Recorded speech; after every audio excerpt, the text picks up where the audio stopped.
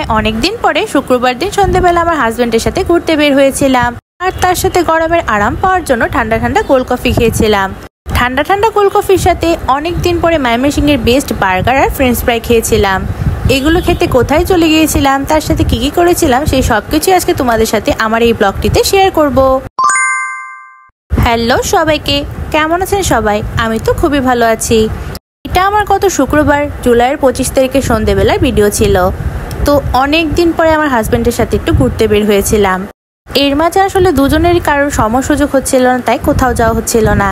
তো সেদিন ভাবলাম একটু বের হওয়া যাক, আর বাসায় থাকতে থাকতে একদমই ভালো লাগছিল না, তাই একটু বের হয়েছিলাম আর কি। সেদিন কোথায় যাব ভাবতে ভাবতে চলে গিয়েছিলাম ময়মনসিংহে দি ফুড কোম্পানিতে। এটার লোকেশনটা হচ্ছে ময়মনসিংহে জিলা স্কুল মোড়। যারা ময়মনসিংহে রয়েছে তারা তো এই জায়গাটা অবশ্যই চিনতে পেরেছো। এখানে চলে গিয়েছিলাম কারণ সেদিন গরমের পরিমাণও অনেক বেশি ছিল। তো ভাবলাম সেখানে গিয়ে একটু ঠান্ডা ঠান্ডা কিছু ট্রাই করা যাক। দ্য ফুড কোম্পানি মানে টিএফসিতে গিয়ে ফার্স্টে আমরা চলে গিয়েছিলাম পাল্প অ্যান্ড বিনসে।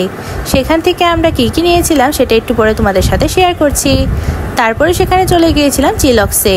আসলে দি ফুড কোম্পানিতে চিলক্স, দনবুড়ি, পাল্প অ্যান্ড বিনস এগুলোর মতো অনেকগুলো ফুড কার্ট রয়েছে।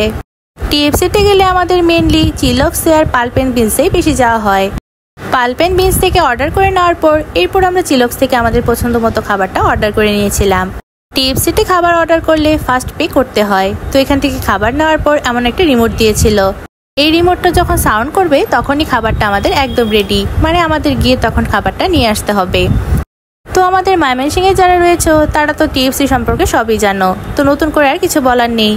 আমরা সেখানে গিয়ে সবার ফার্স্টে পাল্প অ্যান্ড বিনস থেকে 2টা কোল্ড কফি নিয়েছিলাম। আমরা 2টো কোল্ড কফি নিয়েছিলাম কারণ সেদিন গরমের পরিমাণটা অনেক বেশি ছিল, আর এমন প্রচণ্ড গরমে ঠান্ডা ঠান্ডা কিছু না খেলে তো ভালোই লাগে না। এর কোল্ড কফিটা কিন্তু অনেক ভালো। আমার হাজব্যান্ডের কাছে পাল্প অ্যান্ড বিনসের কোল্ড কফিটাই ময়মনসিংহের বেস্ট কোল্ড কফি বলে মনে হয়, কারণ এই কোল্ড কফিটা আমরা প্রায় সময় খেয়ে থাকি। আর এটাতে কফির একটা স্ট্রং ফ্লেভার থাকে, বরফের পরিমাণটাও কম থাকে, অনেক বেশি মজা হয় খেতে। আমরা উইদাউট ক্রিম কোল্ড কফিটা নিয়েছিলাম। এটার প্রাইস ছিল প্রতি গ্লাস 150 টাকা করে। এরপর আমাদের বাকি অর্ডারগুলো চলে আসে। আমরা চিলক্স থেকে নিয়েছিলাম একটা চিকেন বার্গার, যেটা ছিল উইদাউট চিজ, আর নিয়েছিলাম একটা ফ্রেঞ্চ ফ্রাই। ফ্রেঞ্চ ফ্রাইটা নিয়েছিলাম মিডিয়াম সাইজের। আসলে ফ্রেঞ্চ ফ্রাই, বার্গার এগুলো খাওয়া তো একদমই উচিত না, তবে সত্যি বলতে আমরা প্রায় 2 বছর পরে এগুলো খাচ্ছিলাম। বার্গার, ফ্রেঞ্চ ফ্রাই এগুলো আমাদের খুব কমই খাওয়া হয় এখন, কারণ ডাক্তারের নিষেধ আছে তাই। তবে ময়মনসিংহের বেস্ট বার্গার বলতে গেলে চিলক্সের বার্গারটাই, আর বেস্ট ফ্রেঞ্চ ফ্রাই বলতে গেলেও চিলক্সের ফ্রেঞ্চ ফ্রাই।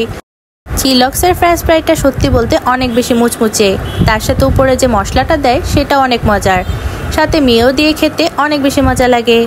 এই গরমের ওয়েদারে ঠান্ডা ঠান্ডা কোল্ড কফির সাথে মুচমুচে ফ্রেঞ্চ ফ্রাই খেতে অনেক ভালো লাগছিল। ঠান্ডা ঠান্ডা কোল্ড কফিটা খেয়ে আত্মা একদম ঠান্ডা হয়ে যাচ্ছিল।